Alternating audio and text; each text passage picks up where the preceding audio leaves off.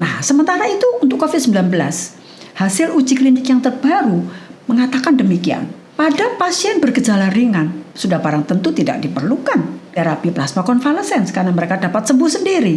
Namun, demikian juga pada pasien kritis, terapi plasma konvalesen tidak memberikan jaminan pasien kembali sembuh dengan baik atau kembali kepada keadaan normal.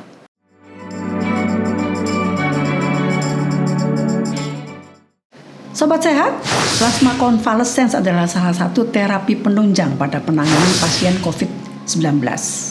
Menarik perhatian, dan oleh karenanya pada episode kali ini saya ingin juga berbagi informasi. Plasma konvalesen terapi sebenarnya adalah terapi yang meniru sistem imun. Apa maksudnya? Memberikan plasma yang disaring dari darah pasien yang sembuh dari COVID-19.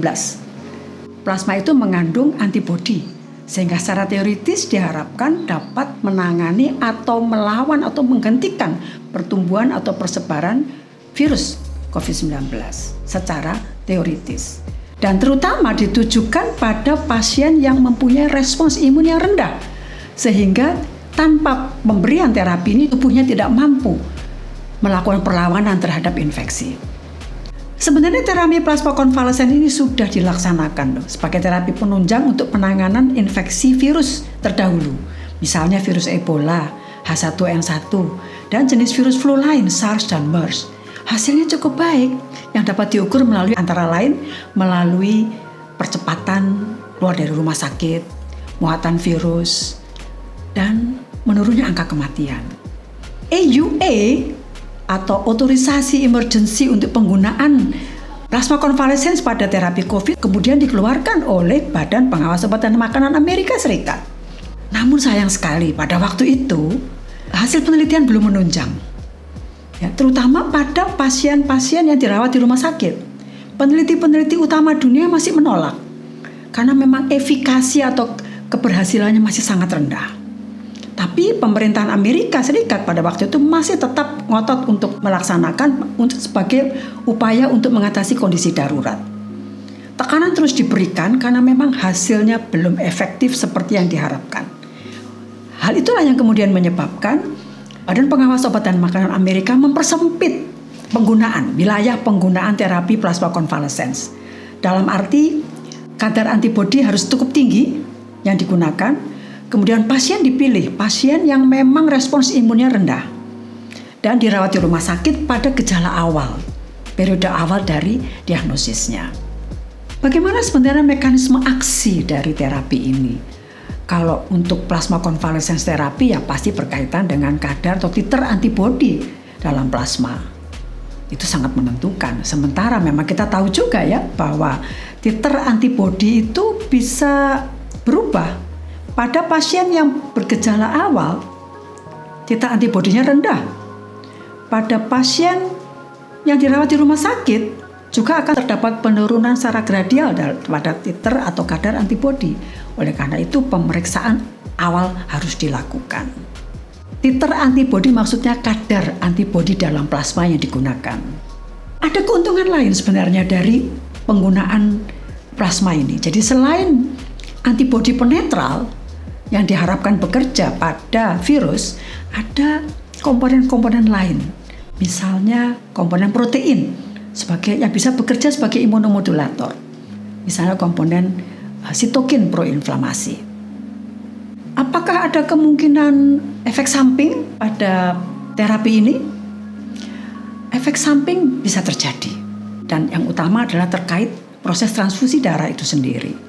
Misalnya keterlibatan atau ikutnya bakteri penyebab penyakit lain. Namun memang itu kecil sekali reaksinya, terutama karena screening darah pada saat ini sudah menggunakan peralatan yang modern. Tapi yang harus diantisipasi adalah cedera pada paru yang bisa terjadi akibat peristiwa transfusi, terutama pada pasien kritis, ya, pasien kritis yang mengalami cedera pada parunya. Lalu ada hal yang secara teoritis bisa terjadi, walaupun sampai sekarang kemungkinannya sangat kecil, yaitu apa yang disebut dengan antibody dependent enhancement. Artinya apa? Jadi proses transfusi ini bisa menyebabkan adanya invasi virus yang lain. Invasi virus yang lain dengan sendirinya akan menyebabkan virus itu bereplikasi. Jadi virus yang tidak dipengaruhi oleh antibodi yang masuk ke dalam tubuh. Ini terjadi pada infeksi virus-virus yang lain. Tapi untuk COVID-19 ini masih belum terdeteksi. Kecil sekali kemungkinannya. Oleh karena itu terapi plasma konvalesen memang harus dipersiapkan melalui infrastruktur yang memadai. Infrastruktur yang dibangun secara khusus dengan memperhatikan persyaratan-persyaratan yang sudah ditetapkan oleh Badan Kesehatan Dunia WHO. Antara lain, bagaimana melakukan screening pendonor, bagaimana menyelenggarakan bank plasma darah, bagaimana menyelenggarakan uji serologi untuk mendeteksi keberadaan antibodi dan mengukur kadar antibodi. Peralatan laboratorium, prosedur-prosedur harus benar-benar dapat dikaji dalam waktu-waktu yang tertentu. Apakah efektif? Memang pelaksanaan terapi ini pada infeksi virus terdahulu, Ebola, H1N1 dan virus flu lain cukup baik hasilnya dan aman, relatif aman. Nah, sementara itu untuk COVID-19, hasil uji klinik yang terbaru mengatakan demikian. Pada pasien bergejala ringan, sudah barang tentu tidak diperlukan terapi plasma konvalesen karena mereka dapat sembuh sendiri. Namun, demikian juga pada pasien kritis, terapi plasma konvalesen tidak memberikan jaminan pasien kembali sembuh dengan baik atau kembali kepada keadaan normal. Jadi yang diusulkan melalui hasil kajian uji klinik yang terbaru adalah bahwa terapi plasma konvalesen itu disarankan untuk diberikan pada pasien di rumah sakit pada gejala awal yang berpotensi mengalami kondisi kritis. Misalnya pasien dengan komorbiditas. Dalam hal ini besar sekali peranan dokter yang menentukan. Sobat Sehat, beberapa waktu yang lalu saya banyak membaca pesan-pesan melalui media sosial bagaimana caranya mendapatkan donor untuk terapi plasma konvalesen. Melalui video ini saya berharap bahwa kita semua mendapatkan tambahan informasi mengenai perlu tidaknya terapi ini diperlakukan bagi pasien, apakah itu anggota keluarga atau teman kita. Sekali lagi, dokter yang menentukan. Semoga video ini bermanfaat bagi kita semua. Stay healthy, salam sehat.